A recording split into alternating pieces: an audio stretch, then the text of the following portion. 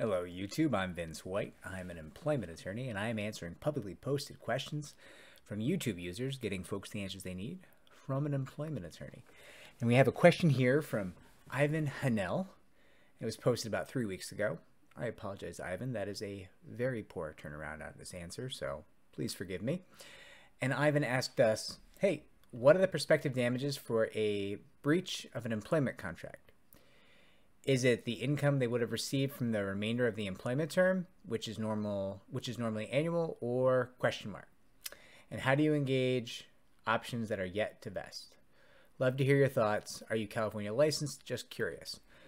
No, I am not. Let me answer that first. So I deal with workplace discrimination cases and workplace sexual harassment cases in all 50 states, but I'm not California licensed and I cannot answer your question as per California law. So what I need to do is answer it as per New York law and urge you to speak to a California-based employment attorney.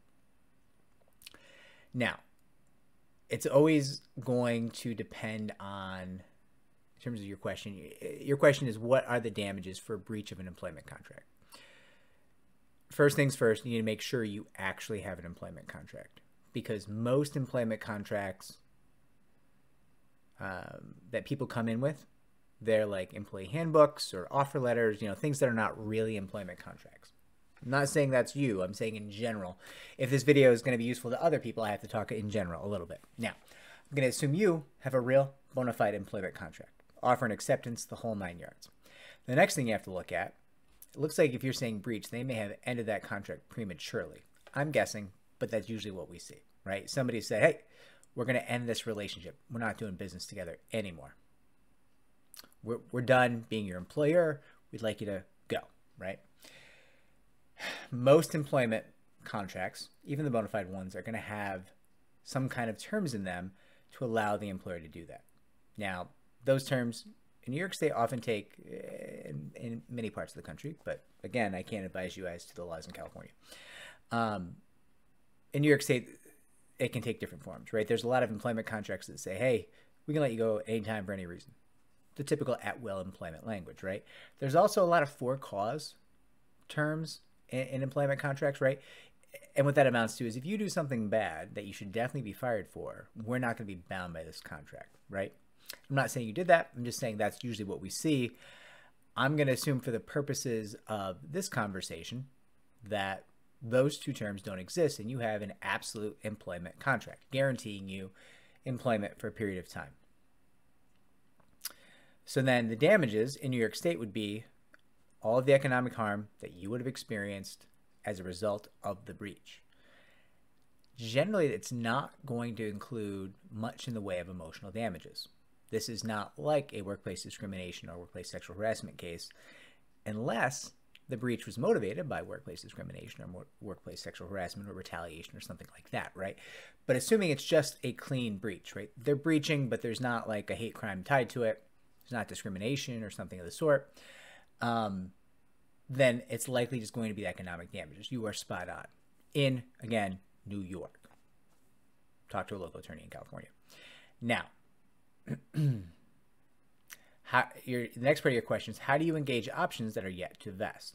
Okay, so assuming you're in the right, there's a breach, and you're litigating, generally any settlement you reach, you'll want to make sure your settlement includes your options, right? Because if it doesn't, you're never getting those. There's going to be a full release in your settlement agreement, and so you need to include everything you want in that settlement agreement, because if you settle and you don't include something, that ship has sailed, right? It's very unlikely you're going to collect unvested options if you engage in a lawsuit, settle your case, and then don't get the options as settlement. Could it happen? Are there circumstances where that could happen? Yes, absolutely. But it is exponentially less likely that you're going to receive those yet to vest options if your settlement agreement does not address them. Now, the next piece here is, what if you're not settling? What if you're litigating? Okay, so that's very interesting. What I've seen courts do, because we do a fair amount of vested options and equity and things of that nature, as any employment attorney would when they're representing a higher end employee. If it goes to trial, you're not going to get the options probably, but you could. Usually what a judge will want to do is give you the cash value as of a certain date. That's very interesting. Now, I've seen judges do a couple different things. I've seen a judge say, hey, your vesting date, but for this breach, would have been 6 months from now. So I'm going to award you X amount of economic damages as of today, but none of us can know the value of those options the day they would have vested. So I'm going to grant you, I want to grant you those options at the value of those options as of that date. That is a double-edged sword. As many tech, not there's many people out there with this kind of situation, but like, listen, the big tech is not doing particularly well right now, and options are getting murdered, and many startups are also not doing particularly well unless they had a big round of funding right before November 2021, right? So yeah, that's a bit risky. The other thing the judge might do is just give you the value today, which I would argue might actually be inappropriate. Like if the judge is awarding you damages today, right? The judge might say, okay, and those are worth X amount today. Not really the best finding, in my opinion, because the value today could hurt you, could help you, right? There's a lot of risk there, right? You might be happy. You might think the company's going down the drain, and you'd be like, yeah, take the value today. That'd be great. Thanks, judge, right? I'm just saying there's different ways that can go. How do you engage options that are yet to vest? So I guess maybe I'm a little far afield here. Probably what you're asking me is, how do you go after them?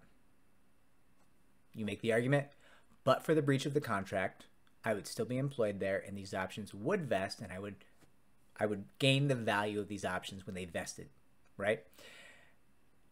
And that is core to your damages calculation in your breach of contract claim. Again, for probably a fifth and final time, under New York state law.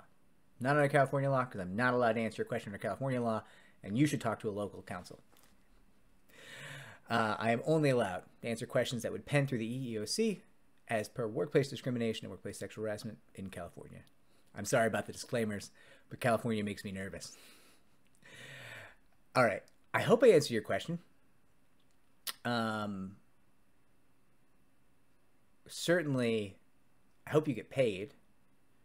And if this was helpful, like and subscribe. Helps me to help more people just like you. Take care.